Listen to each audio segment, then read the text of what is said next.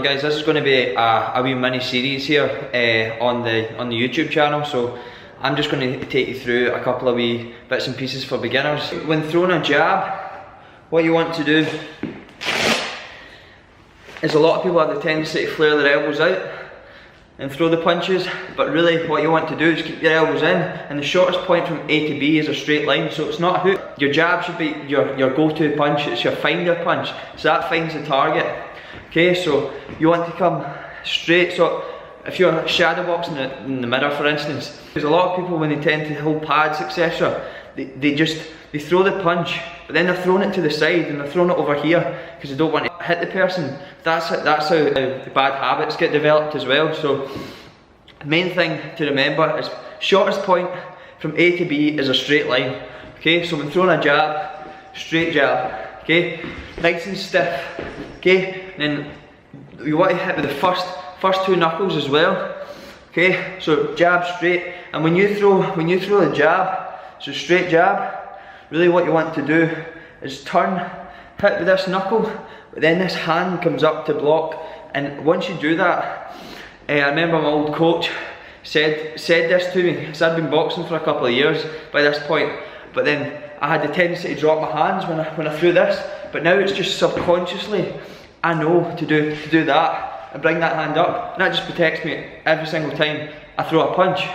Okay, so that's the main thing to learn when it comes to throwing punches. So imagine you're always blocked. Okay, so once you've got that down, you can start to mix it up. So you've got jab, cross. Okay, and a lot of the time, people, when they throw a hook, they're throwing it, when they throw it to pads, a lot of the time, so if I'm throwing a jab, cross, my cross barely hits, right? And then the hook, they throw to the pads like it's here, okay? But really, realistically, the hook should be, so like you're stepping into the punch. So if you step into the target, you can get away with it when you're hitting pads or a bag. But really, when you wanting to hit the target, you want to step in and then throw your punches, okay? So realistically, you're going to be not able to hit the person at all times. So if you think about it, I'm here, I'm at range, the guy can't hit me, I can't hit him, okay?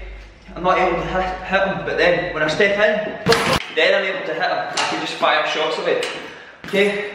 Once you've got that down, you can start to mix it up. So the go-to combo a lot of the time for people is jab, cross, hook. So okay, and then you can start to mix it up after that. That's the sort of thing that you'll learn, and as well as that, even though a lot of the stuff is technique based, there will still be some cardio elements. So as much as you'll be learning footwork, it's not all technique. You will be still getting an effective workout from it. So the main thing to kind of take away from this is that when you're learning technique, it actually allows you to get a better, more fluent workout.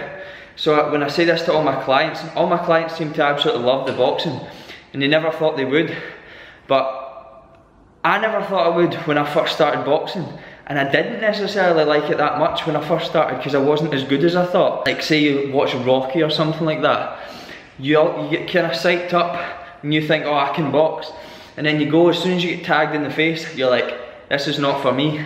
But see, from just a whole cardio perspective and weight loss perspective, boxing is one of the best things out there for it. When it comes to skipping, hitting the bag, you're turning your whole body, using the core, engaging the core, a lot of your back muscles, you try, honestly, like so many muscles from it. All of the work comes from your legs as well. It doesn't matter how big your arms are, all of it's from rotation. It's almost like a little dance. But to be honest, actually the cardio for boxing, whether you want to spar or not, it is one of the best things you can do. All you need to do is wrap your hands up and you'll be absolutely injury free.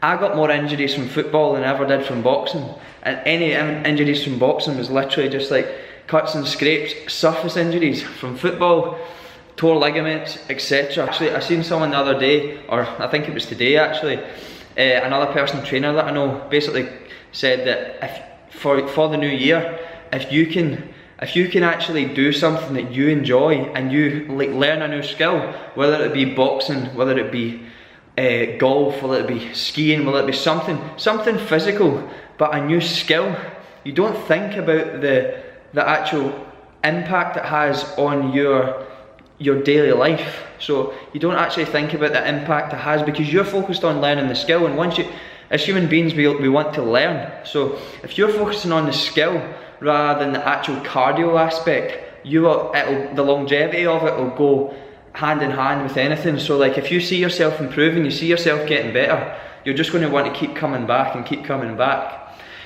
Okay, so I'm just going to finish the video up there because it's kind of getting a bit long now. So I hope you enjoyed the video, guys, and just look out for more stuff coming soon. This was just really an informative beginner's tutorial video. I'll start adding more and more bits to it, whether it be throwing hooks, uppercuts, slipping the jab, rolling, doing all these different types of things. Just come along to the boxing class and you'll learn these. And it's not a massive class, so it will be a lot of time you will get one-to-one help. So just come along.